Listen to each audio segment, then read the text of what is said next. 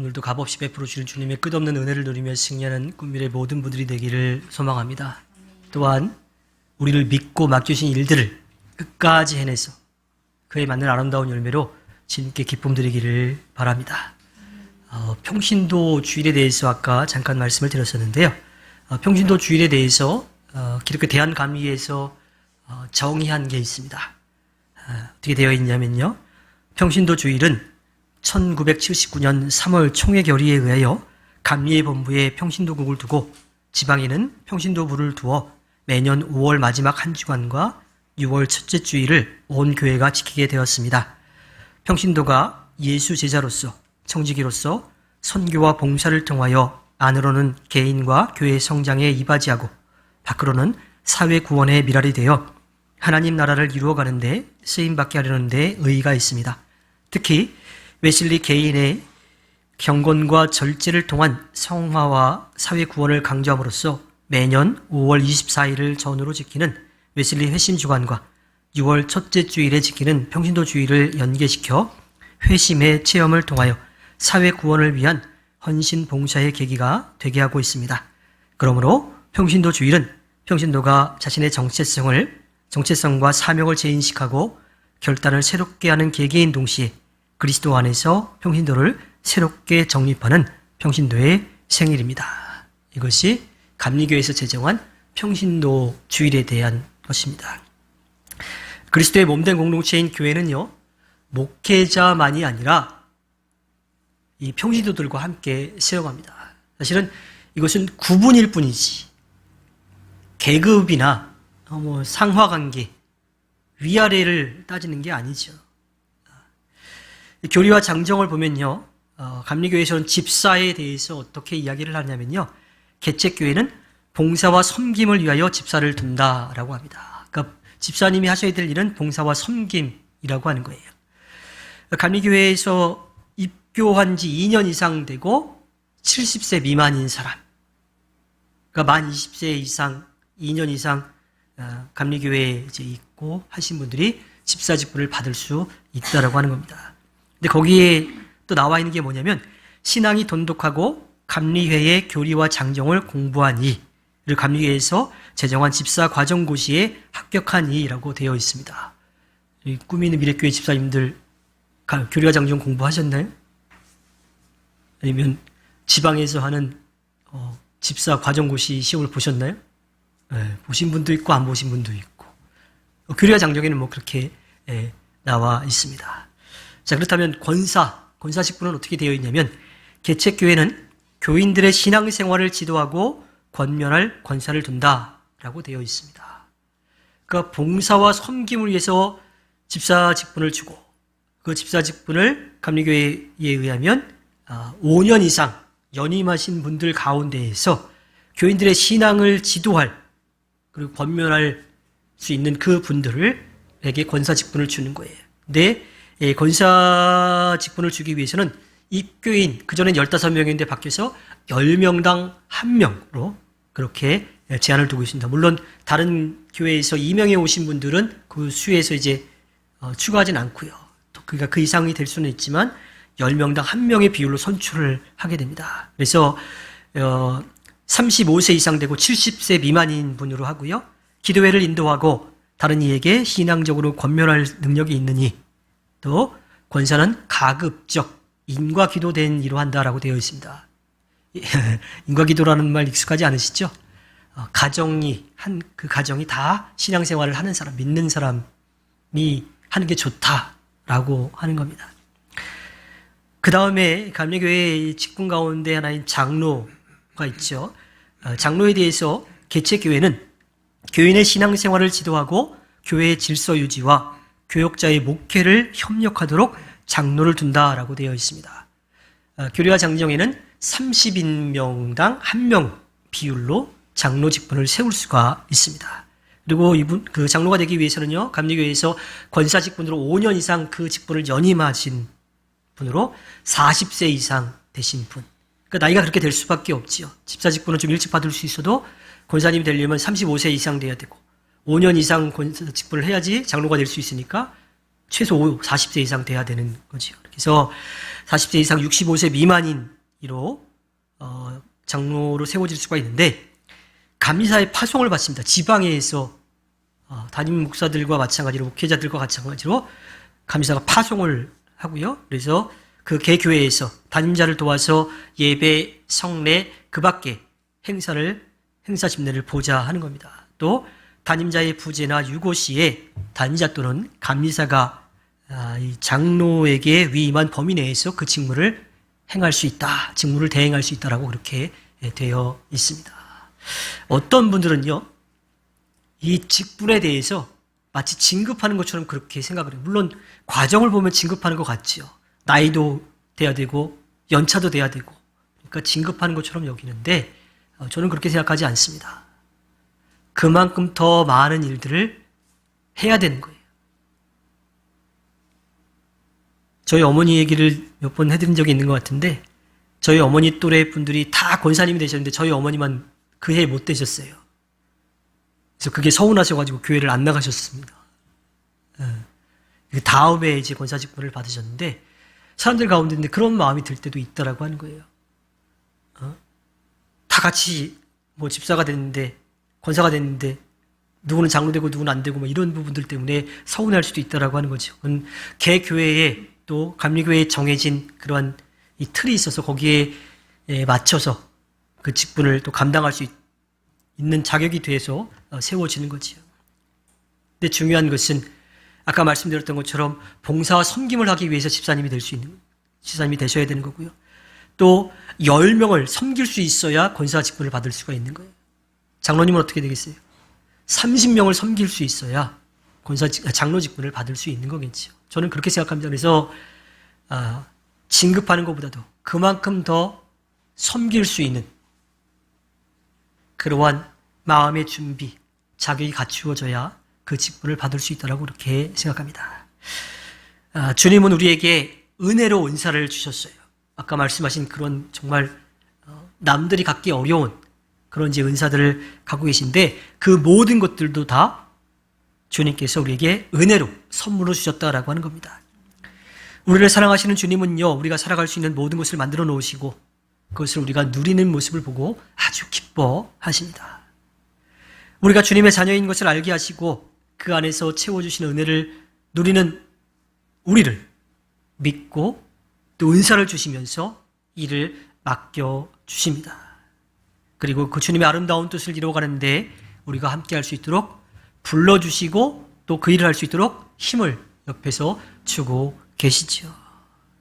그런데 사람들은 주님께서 우리들에게 필요한 대로 주신 은사를 마치 계급처럼 그렇게 여기며 어떤 은사가 더 크다, 작다 이러면서 서운해하기도 하고 또 우쭐해하기도 한다라고 하는 거예요. 고린도전서 12장 8절부터 10절의 말씀을 보면요, 어떤 사람에게는 성령을 통하여 지혜의 말씀을 주시고 어떤 사람에게는 같은 성령을 따라 지식의 말씀을 주십니다. 어떤 사람에게는 같은 성령으로 믿음을 주시고 어떤 사람에게는 같은 성령으로 병 고치는 은사를 주십니다. 어떤 사람에게는 기적을 행하는 능력을 주시고 어떤 사람에게는 예언하는 은사를 주시고 어떤 사람에게는 영을 분별하는 은사를 주십니다. 어떤 사람에게는 여러 가지 방언을 말하는 은사를 주시고 어떤 사람에게는 그 방언을 통역하는 은사를 주십니다. 자, 고린도 교회에 성령의 놀라운 역사 가운데 은사들을 정말 다양하게 받았어요. 근데 이 여러 은사들 가운데에서 방언을 말하는 사람들, 또 그것을 그러니까 번역하는 그 사람들이요, 마치 자신은 정말 뛰어난 그런 은사를 받았다라고 생각하고 그 은사를 받지 못한 사람들을 믿음이 연약하다고, 제대로 된 믿음을 갖지 않고 있다고 그렇게 그들을 좀 믿음이 부족하다고 여겼던 겁니다. 사도 바울은 그들에게 분명하게 이야기를 합니다. 그 은사를 누가 주셨다고요? 성령이 주셨다라고 하는 겁니다. 성령이. 그들이 그것을 얻은 게 아니라, 그것을 따낸 게 아니라 성령이 그들에게 필요한 대로 선물로 주셨다라고 하는 거지요. 그러면서 은사의 다양성을 인정하고 은사를 주신 까닭은 자신의 소유를 삼으라고 하는 것이 아니라 공동체의 유익, 사랑하고 섬기고 나누고 베푸는 일에 쓰기 위해서 받았다라고 하는 것을 분명하게 이야기하지요. 그리스도의 몸된 공동체인 교회를 세워가는 일에 써야 된다라고 말하고 있습니다. 그리고 그 은사 가운데 가장 중요한 은사가 무엇이냐면 고린도전서 13장 13절에 나오는 것처럼 믿음, 소망, 사랑, 이 세 가지는 항상 있을 것인데 그 가운데서 으뜸은 사랑입니다. 사랑하는 것. 그것이 필요하다라고 하는 거예요. 내가 이렇게 받았다라고 하는 것을 가지고 우쭐대고 다른 사람이 받지 못했다라고 그렇게 여긴다라면 그것은 사랑이 아닌 거지요. 은사의 크기를 가지고 다투는 고린도 교회를 향해서 사도 바울은 고린도전서 13장에서 그 사랑장이라고 불리는 그 말씀에서 아무리 은사를 받았다 하더라도 사랑이 없으면 아무 소용이 없다라고 힘주어서 말하고 있지요. 각각 은사의 존재 이유는 은사를 통해서 그리스도의 몸된 공동체인 교회를 아름답게 세워가는 데 있습니다. 온전한 교회를 이루기 위해서 함께 힘을 모으는 데 있다라고 하는 거예요. 오늘 말씀으로 들어가 보면요. 에베소서 4장 11절에 그분이 어떤 사람은 사도로, 어떤 사람은 예언자로, 어떤 사람은 복음 전도자로, 또 어떤 사람은 목사와 교사로 삼으셨습니다. 라고 합니다. 이제 직분이라기보다는 각자 가지고 있는 그 사명들에 대한 구분이 되어 있어요. 근데 뭐 좀 비슷비슷하기도 합니다. 일단 사도라고 하는 것은 보냄을 받은 사람이에요. 주님으로부터 보냄을 받아서 예수 그리스도의 십자가와 또 죽음을 이기시고 다시 살아나신 부활에 대해서 전하는 사명을 받은 사람들이 바로 사도라고 하는 겁니다. 선지자는 어떨까요? 사도와 크게 다르지는 않은데 사도와 더불어서 하나님의 계시를 전하도록 부름받은 사람이라고 하는 거고요. 복음 전도자라고 하는 것은 순회 전도자라고 그렇게 표현하기도 하는데 뒤에 이제 목사가 나오는데 그러니까 목사는 한 교회 공동체 안에서 말씀을 전하는 그 사명을 감당하고 이 복음 전도자는 한 교회 안에 머물러 있지 않고 각 지역을 돌아다니면서 복음을 전하는 사역을 하는 사람을 이야기를 하는 거죠. 이 사도행전이나 베드로전서에 가면요. 목사와 장로를 하나로 그렇게 같이 부릅니다. 그래서 신약 성경에 나오는 장로라고 하는 표현은 지금으로 말하면 이제 목사의 역할을 감당했던 그러한 분들인 거죠. 교사는 복음적인 삶을 가르치는 이로써 복음의 메시지를 삶과 연관시키도록 도와주는 역할을 하는 거예요. 그러니까 그리스도인으로서 어떻게 살아가야 될지에 대해서 가르쳐주고 그 삶을 살아가도록 도와주는 역할을 하는 그 사람이 바로 교사라고 하는 겁니다. 사도, 예언자, 복음전도자, 목사, 교사는요. 서로 직분은 다를지 몰라도 계급을 만들지는 않습니다. 서로에게 주어진 조금 다른 사명을 감당할 뿐이죠. 근데 이 모든 것들이 다 어떠한 역할을 해요? 그리스도의 몸된 공동체를 세워가고 복음을 전하는 일에 쓰임받는다라고 하는 겁니다. 주님께서 이렇게 다양한 직분을 주신 까닭은 무엇일까요? 이어지는 에베소서 4장 12절에 보니까 그것은 성도들을 준비시켜서 봉사의 일을 하게 하고 그리스도의 몸을 세우게 하려고 하는 것입니다. 성도들을 준비시킨다라고 그래요. 어떤 준비를 시키느냐? 개역개정에는 어떻게 되어 있냐면요. 이는 성도를 온전하게 하여 봉사의 일을 하게 하며 그리스도의 몸을 세우려 하십니다. 자, 준비시키는데 온전하게 준비시켜. 그리스도의 몸을 이룰 수 있도록, 세울 수 있도록 온전하게 준비시키는 것. 이것은 자기에게 주어진 역할을 감당하는 건데요. 이 땅에서 성령의 능력을 힘입어서 하나님의 자녀로, 예수 그리스도의 증인과 제자로 살아가는 겁니다. 그래서 믿음의 본을 보이는 거예요.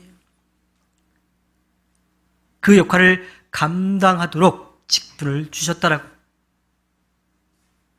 이야기하고 있습니다. 주님께서 맡기신 일들을 할 수 있도록 준비시켜서 봉사의 일을 하도록 하는 겁니다. 봉사의 일은요, 내가 뭔가를 해서 얻으려고 하는 것이 아니라 주는 것으로 기뻐하는 거예요. 때로는 내 것을 희생하는 그 삶을 통해서 다른 사람들이 필요한 것을 채워주는 것, 그것이 봉사라고 하는 거예요. 봉사는 내가 가진 은사를 통해서 그리스도의 몸된 공동체를 아름답게 세워가는 것을 이야기하죠. 교회 공동체 안에서 네 가지를 중요하게 이야기를 합니다. 하나는 복음 선포, 캐리그마라고 하죠. 다음은 가르침, 교육인, 디다케라고 하는 게 있고요. 그 다음에는 친교, 교제인, 코이노니아. 그리고 마지막으로 봉사인, 디아코니아입니다. 이 집사의 직분, 아까 우리가 앞에서도 봤지만 봉사와 섬김의 사역을 감당하도록 집사를 세운다라고 그랬잖아요. 영어에 이 디콘이라고 하는 말, 이것이 집사를 뜻하는데 디아코니아에서 나온 거죠. 그러니까 봉사하는 것에서 나온 거예요. 근데 사실 그리스도의 몸된 공동체인 이 교회를 이루고 있는 모든 이들은 다 하나님의 은혜로 통하여서 의롭다라고 여겨져서 세상과 구별된 삶을 사는 성도라고 불리죠. 무슨 말인지 어려운 거예요? 우리 교회에 나오시는 분들, 신앙생활 하시는 분들 중에 직분을 받지 않으신 분들에게 뭐라고 불러요? 성도라고 부르죠. 근데 우린 다 성도예요. 목사인 저도 마찬가지. 우리가 그렇게 거룩하게 구별된 것은 우리가 뭔가를 해서 얻은 것이 아니라 하나님께서 그렇게 우리를 의롭다라고 여겨주시고 우리를 세상과 구별해서 대해주셔서 우리를 성도라고 불러주신 거예요. 성도들이 그 역할을 해야 된다고 하는 거예요. 봉사의 사명을 감당하는 겁니다. 이어지는 에베소서 4장 13절에 보면 그리하여 우리 모두가 하나님의 아들을 믿는 일과 아는 일에 하나가 되고 온전한 사람이 되어서 그리스도의 충만하심의 경지에까지 다다르게 됩니다. 예수 그리스도에 대한 올바른 이해를 통해서 하나님의 아들이신 예수 그리스도를 믿는 거예요. 그리고 그분의 말씀을 따라가는 겁니다. 믿음이라고 하는 것은 예수 그리스도가 우리의 삶의 궁극적인 목표가 되는 거예요. 그 전에 앞으로 어떠한 일을 하고 싶냐? 장래 희망이 뭐냐? 그러면 사회적으로 인정받는 일에 대해서 그 일들을 하고 싶다라고 그렇게 장래 희망을 얘기했었어요. 그건 조금 지나고 나니까 어떤 걸로 바뀌어요? 돈 많이 버는 걸로 그 장래 희망이 바뀌었어요. 지금은 또 좀 달라지기도 했었지만 근데 그런 게 아니라 우리의 삶의 목표가 예수 그리스도가 된다라고 하는 겁니다. 온전한 사람은 스스로가 될 수가 없어요. 주님의 빛이 우리의 삶에 비춰지고 있다라고 하는 것을 우리가 느낄 때, 그것을 고백하고 그 빛에 나아갈 때 우리가 온전하게 될 수 있는 기회를 얻게 되고요. 또 온전하게 되는 것은 그 빛을 우리가 받는 것을 끝나는 것이 아니라 그 빛을 모르는 사람들에게 비춰주는 일까지 할 때에 우리는 온전해질 수가 있습니다. 즉 우리의 마음과 우리의 말과 삶이 예수 그리스도를 닮아갈 때에 온전하게 될 수 있다라고 하는 거죠. 이어지는 14절을 보면 우리는 이 이상 더 어린아이로 있어서는 안 됩니다. 우리는 인간의 속임수나 간교한 술수에 빠져서 온갖 교훈의 풍조에 흔들리거나 이리저리 밀려다니지 말아야 합니다. 옳고 그름을 판단하지 못하는 어린아이의 모습으로 있어서는 안 된다라고 하는 거예요. 사실 예수님 당시에도 그랬고요. 바울 당시에도 그랬고 초대교회가 시작되었을 때도 마찬가지로 중세교회 그리고 현재까지도 이단은 존재하고 있습니다. 비슷한 것 같은데 이게 더 맞는 것 같은데 그 끝이 다른 이들이 있다라고 하는 거예요. 그런데 사람들은 그 자극적인 것에 더 마음을 쏟게 되는 거지요. 복음인지 아닌지 구분하지 못하고 엉뚱한 이야기에 홀려서 따라갑니다. 더 큰 문제는 뭐냐면 내가 지금 엉뚱한 이야기에 홀려서 끌려가고 있다라고 하는 것을 깨닫지 못한다라고 하는 거예요. 오히려 그런 사람들은 나는 그렇지 않다. 난 절대로 그렇지 않다라고 그렇게 생각합니다. 오히려 그렇게 생각하는 사람들이 더 엉뚱한 길에 어린아이와 같이 그렇게 끌려가는 경우가 많지요. 우리와 함께 하시는 성령으로 채워지지 않으면요, 우리는 우리를 넘어뜨리려고 하는 그 악마의 계략에 넘어질 수밖에 없습니다. 우리는 우리의 경험과 노력과 지식과 힘이 아니라 겸손히 성령의 도우심을 의지해야 합니다. 15절을 볼까요? 우리는 사랑으로 진리를 말하고 살면서 모든 면에서 자라나서 머리가 되시는 그리스도에게까지 다다라야 합니다. 우리를 넘어뜨리는 악마의 계략에 넘어지지 않으려면 머리가 되시는 그리스도에게까지 다다라야 된다고 하고 있습니다. 예수님께서 이 땅에 오셔서 하신 일이 무엇일까요? 낮은 자리에 내려오셨죠? 아파하고 힘든 사람들 곁에 가셨어요? 하나님의 말씀을 가르쳐 주셨습니다. 아픈 사람들 고쳐주셨어요. 죽은 사람들까지도 살려주셨고요. 그리고 자연도 다스리셨습니다. 예수님께서 그렇게 하신 이유가 뭘까요? 놀라운 거 한다고 보여주시기 위해서 그러셨을까요? 아니에요. 우리를 사랑하시기 때문입니다. 가진 것 없어 힘이 없는 이들, 사람들과 사이로부터 인정받지 못했던 이들, 그들 곁에 다가가서 친구가 되어주셨습니다. 그들과 함께 아파하셨고 그들의 아픈 곳을 낫게 해주셨고 그들이 나음으로써 다시 사람들과 사이로부터 인정받고 그 삶으로 돌아갈 수 있도록 도와주셨어요. 예수님이 이 땅에 오셔서 하신 그 일의 목적은요, 구약시대의 이스라엘 민족이 받았던 계명, 하나님 사랑과 이웃 사랑을 삶으로 실천하신 거예요. 하나님의 말씀에 순종해서 오셨죠. 그리고 아프고 힘들고 지쳐있는 이들, 그들을 치료해 주시고 회복해 하셔서 그들이 다시 삶의 자리로 돌아가서 사회적으로 살아갈 수 있도록 회복시켜 주신 겁니다. 우리는 이 땅에서 사랑으로 진리를 말하고 살면서 하나님과 이웃을 사랑하며 살아가야 합니다. 그것이 예수님이 우리 땅에 오셔서 하신 일이고 우리에게 부탁하신 일인 거지요. 오늘의 마지막 절을 보면요, 온몸은 머리이신 그리스도께 속해 있으며 몸에 갖추어져 있는 각 마디를 통하여 연결되고 결합됩니다. 각 지체가 그 맡은 분량대로 활동함을 따라 몸이 자라나며 사랑 안에서 몸이 건설됩니다. 앞에서도 말씀을 드렸지만 우리가 받은 은사 직분은요, 주님께서 우리들에게 선물로 주신 거예요. 그 은사는 그리스도의 몸을 세워가는 겁니다. 그리스도의 몸된 공동체인 교회를 세워가는 일에 쓰여야 하는 거지요. 그 일은 하나님 사랑과 이웃 사랑입니다. 이 일은 그 전에도 해왔고 지금도 해야 하고 앞으로도 해야 될 일입니다. 우리의 삶은 기독교라고 하는 종교를 가지고 있는 종교인으로 살아가서는 안 됩니다. 예수 그리스도를 우리의 마음에 품고 예수 그리스도를 닮아 주어진 은사를 통해서 하나님과 이웃을 사랑하며 살아가야 합니다. 믿음 따로, 종교 따로, 고백 따로, 말하는 것 따로가 아니라 우리의 믿음과 삶이 하나로 이어져야 합니다.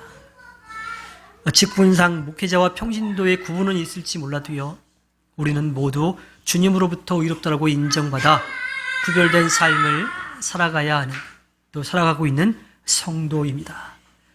평신도 주일에 다시 한 번 더 좀 생각해 봤으면 좋겠어요.